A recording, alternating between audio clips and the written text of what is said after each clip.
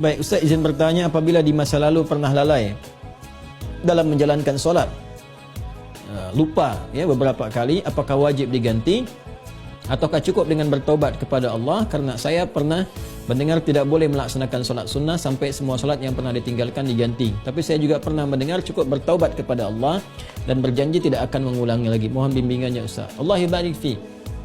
Ini salah. Perbuatannya disebut dengan su. Ya, dengan segala turunannya. Mata salah, telinga salah, lisan salah sampai ke kaki, itu perbuatan su. Jamaknya sayyiat. Ya, tadi Quran surah ke-4 An-Nisa ayat 17 yang menggunakan su, 18-nya sayyiat.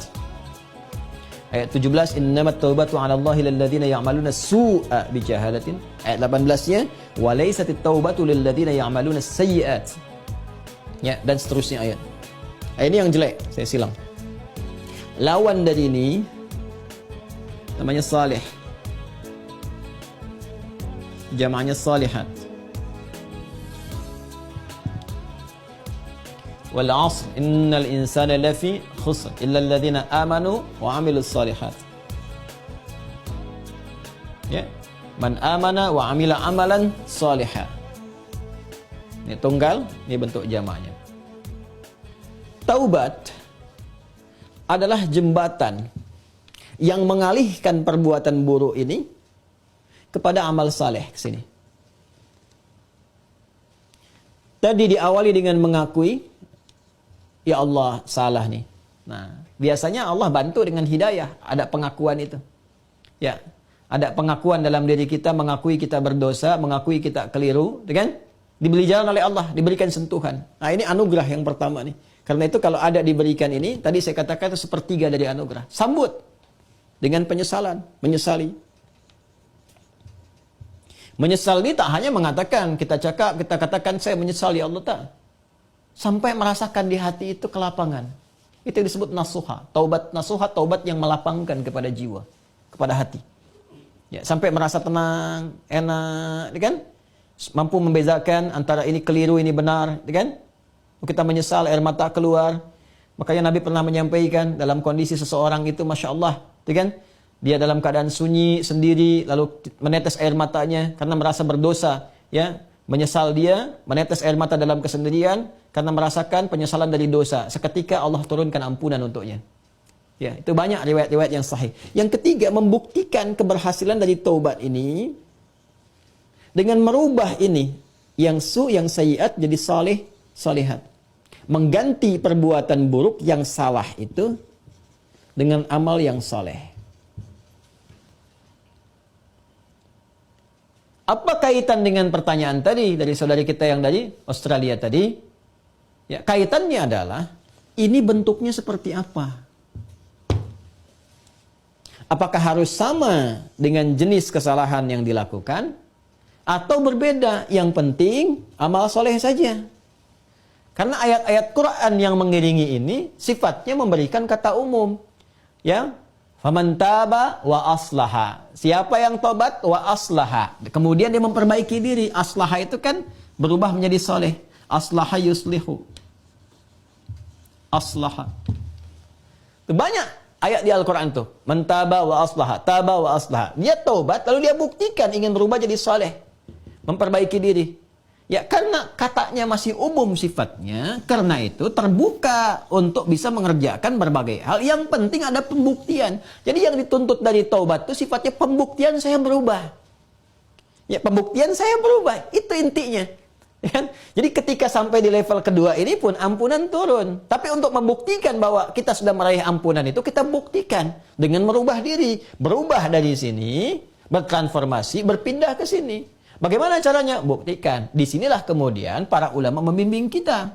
Ya, ada pendapat misalnya yang mengatakan kalau jenis yang ditinggalkan perbuatan su, sayyiatnya atau maksiatnya, ya terkait dengan ibadah kepada Allah, pernah meninggalkan salat, kan? Maka bagaimana cara memperbaikinya? Ganti, perbaiki salat ini. Ya. Dari yang pernah kemudian ditinggalkan, maka ada yang berpendapat dengan qadha salat ketika ingat, dikiaskan. Ya, maka di waktu-waktu tertentu, ya, saat yang bersamaan, misal setelah salat zuhur ditunaikan, zuhur selesai ditunaikan, ya, maka yang lain ada salat sunnah, dia mencoba untuk mengganti dahulu yang terdahulu, yang pernah dia rasakan tertinggal, dia niatkan untuk mengganti. Ya, ini di mazhab Syafi'i sangat populer. Ya, maka dia salat kemudian untuk dia niatkan mengganti yang terdahulu. Begitu masuk kemudian waktu maghrib, ba'da maghrib orang sholat sunnah, dia mencoba mengganti yang terdahulu lagi. Ini satu pendapat di antara sekian ragam. Ya. Ada kedua yang berpendapat, tak dibatasi dengan sholat ini saja. Ketika dia tobat, diterima tobatnya, diampuni. Kalau sudah ampun, turun, ampunan Allah turun, diampuni, ya gugur yang kemarin itu, selesai.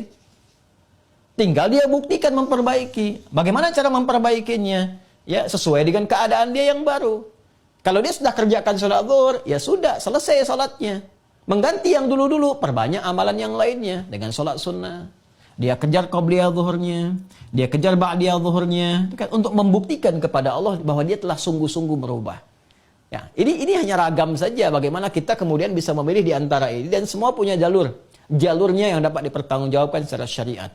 Ya, jadi dipersilahkan, Anda nyamannya mau yang mana yang dikerjakan, tapi hanya ingin menunjukkan ini ada perubahan dalam diri kita.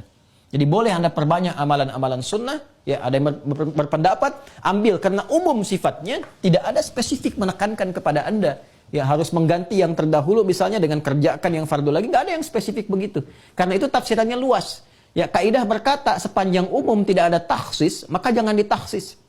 Jangan dikhususkan pada amalan tertentu. Jadi ambil yang paling ringan. Ya, kalau misalnya Anda ingin coba ganti dengan mengganti menggunakan yang sunnah, silahkan, babnya luas. Perbanyak ibadah sunnahnya, bangun malam tahajud, buktikan dalam kebaikan dan seterusnya.